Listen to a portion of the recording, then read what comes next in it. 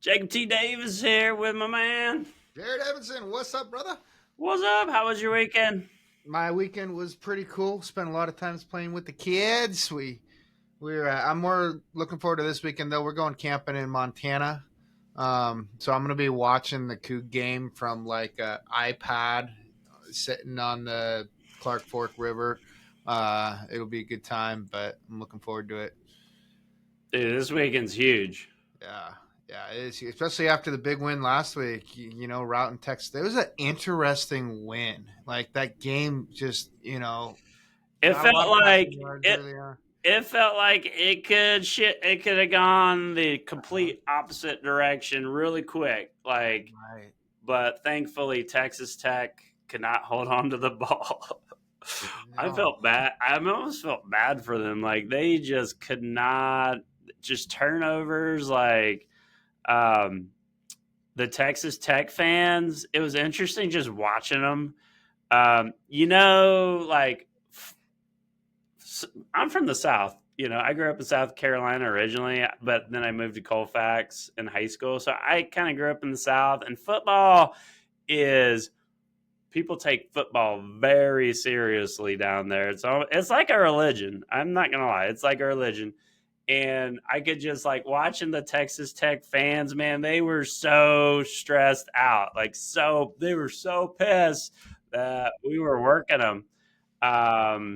But they kind of shot themselves in the foot. So anyways, yeah, Husky game is going to be huge. Also had the fair this last weekend. The fair, I love the fair. It was a lot of fun, but the fair will take over your life. Yeah, I saw you doing axe throwing with. Well, and so now I learned all about like there's this whole your kids showing animals thing, Yeah, you're and moving out to the country, getting some animals, I think we're gonna get a I think we're gonna get some goats. some goats. Yeah, I think my kids are gonna raise some goats for the next either goats or sheep. We're kind of on the fence. I bid on a steer. I want a steer, No, oh, really? dude. I want a steer. Where are you gonna put that? uh, no, so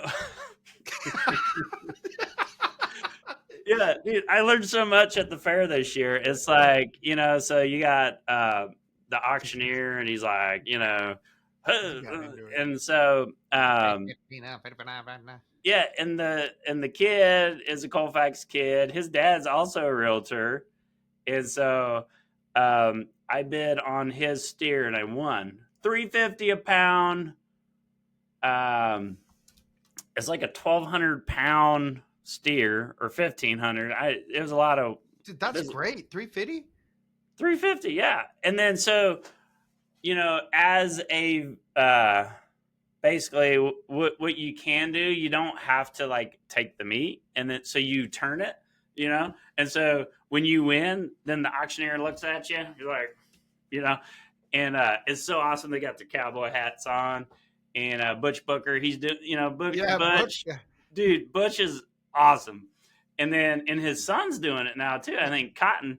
And they're, Cotton. Yeah, they got the best. They got the best auctioneer names. dude, I want to do an auction just to have those guys. Like, I mean, they're just so cool. And then so they look at you and they're like, what do you want to do with the steer? And so what I did is I turned it, and basically you just so then you don't really get the meat. You're just kind of sponsoring. You're like donating money to just to show support, I guess. And so it's kind of cool. It's a lot of it's a lot of money, but McGregor's and like Wilbur Ellis and these companies, they're all like, they kind of do that. They turn it, and it's like, I think it's a way to show support for the community. So who gets the meat when you turn it?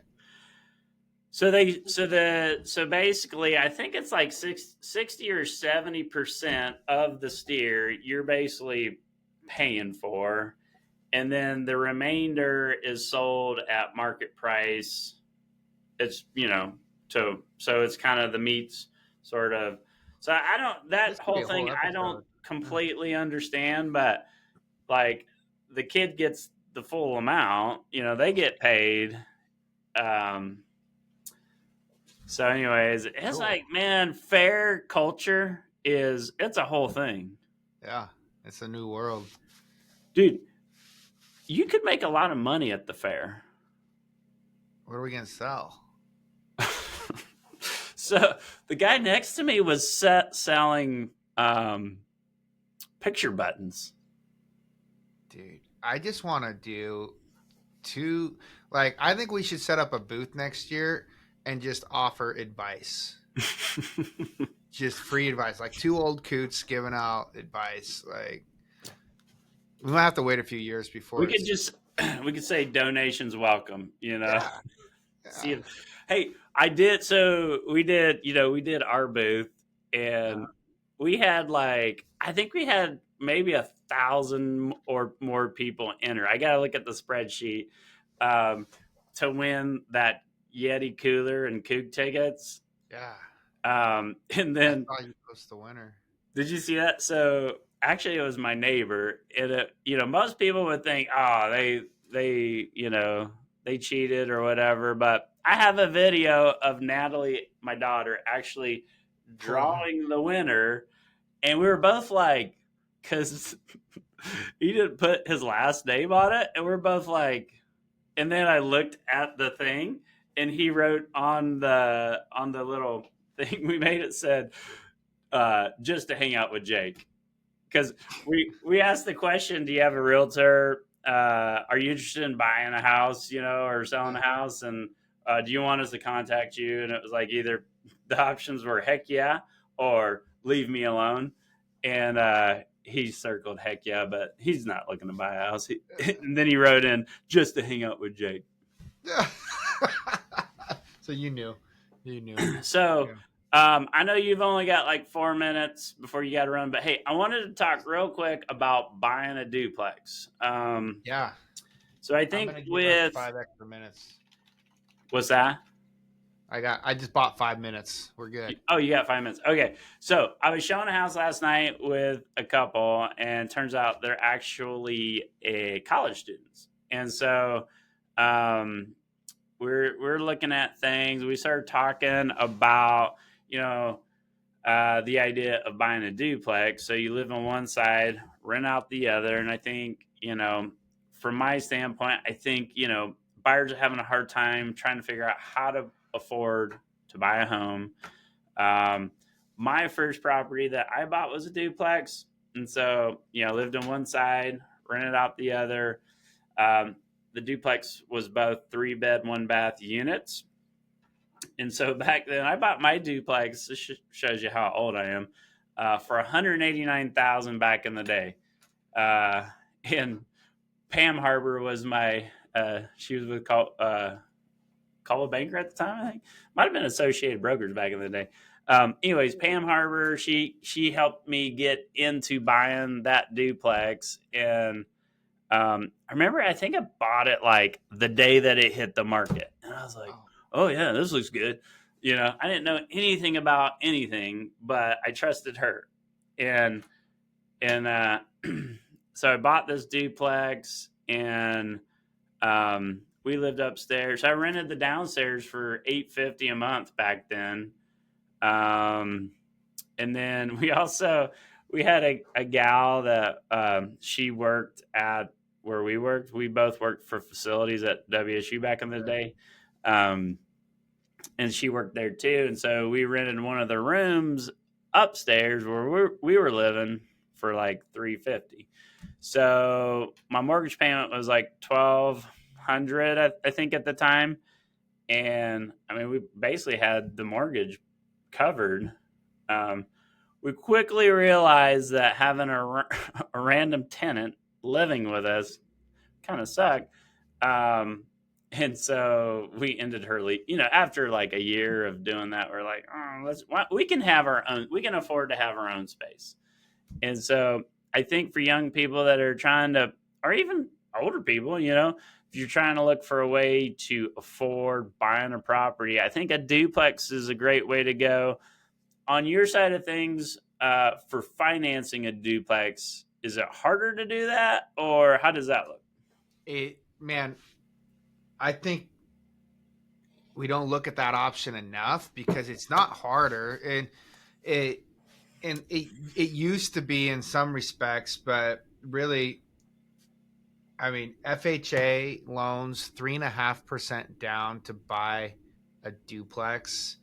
So that's incredible. Like, and then if you need to count some of the expected rent or the current rent from one side of the duplex to help you qualify for more house, you can, which is also great.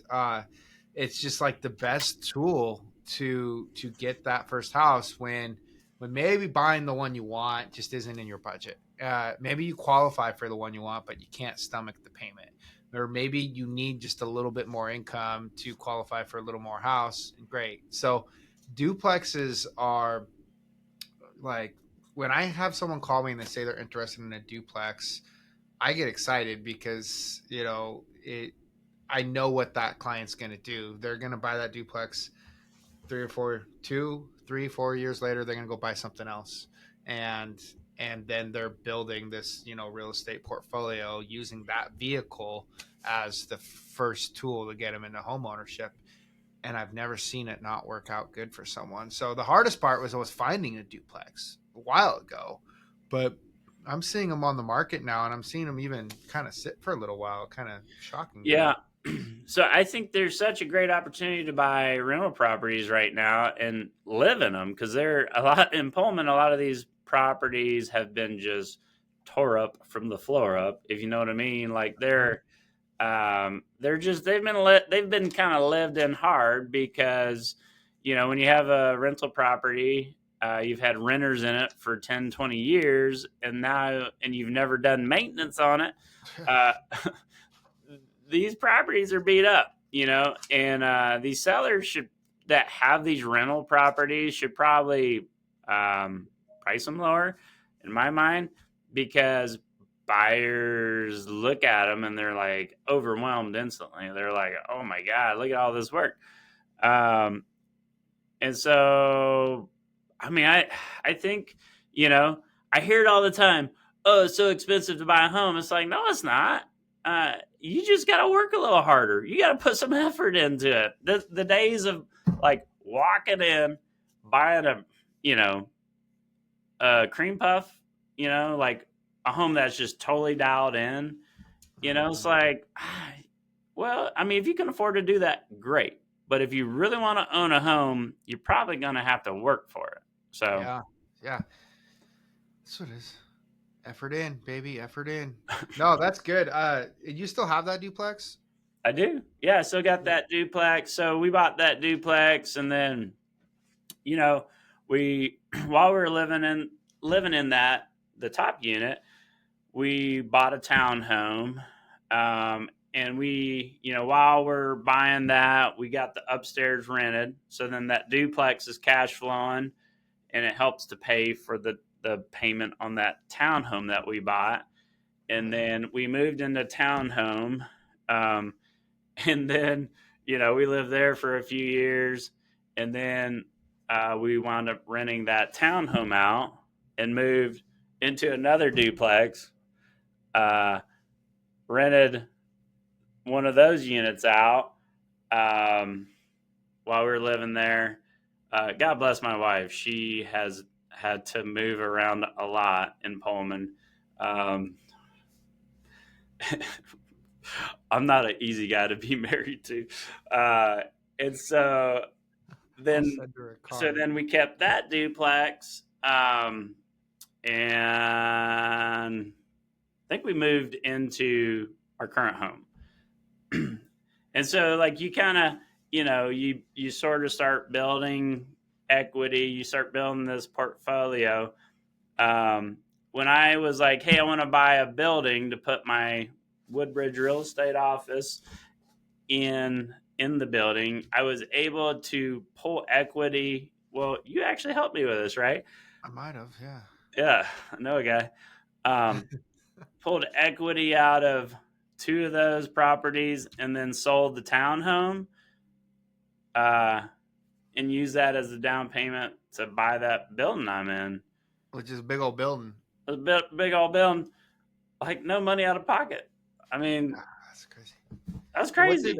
what did that kid think you talked to, that young couple you talked to, think about the duplex idea? Was that like their wheels start spinning, going, "Oh, that's a good idea"? Yeah, he's kind of from a construction family, and I can tell. You can kind of tell when it makes sense to somebody, and they're already they're already researching that. And yeah, they seem pretty interested. They didn't seem scared away by a property that might need like foundation work or a new Oh yeah, roof, because he's already got kind of like some, people that can sort of like help him through that. So, um, I mean, I told him it's really the cheapest way for you to go through school is to have your family help you buy a property. uh huh. Like, so the parents are probably gonna have to co-sign on the loan, um, and then they'll buy this property. He'll work on it while he's going to school, and then by the time he's done with school, I mean, he's a freshman, so he's got 3 years. I mean, that property could double in value because the property they're looking at is, I mean, it needs some work. So not only will he save all that rent money that he'd be paying, they're probably going to have a boatload of equity on top of it. So it's like, why aren't people doing this? It's crazy. Find a way. You gotta find a way. There's way. There's will. There's way. No, that's it. That's it. And you mentioned it earlier. Is working to get to it.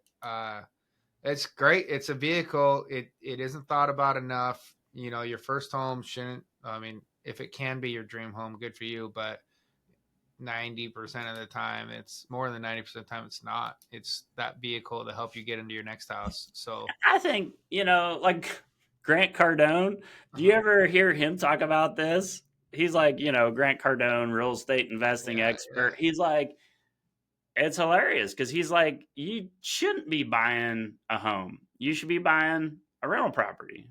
About investment. Like, Huh. Thanks, Grant.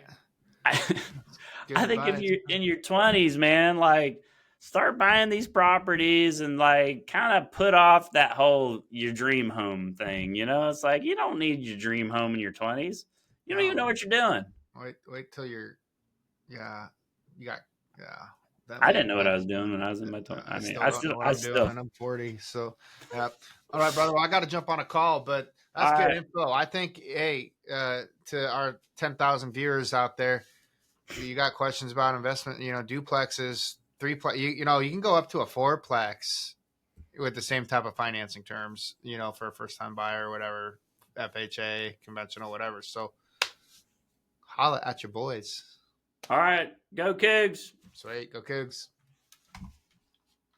All right, I got to bounce.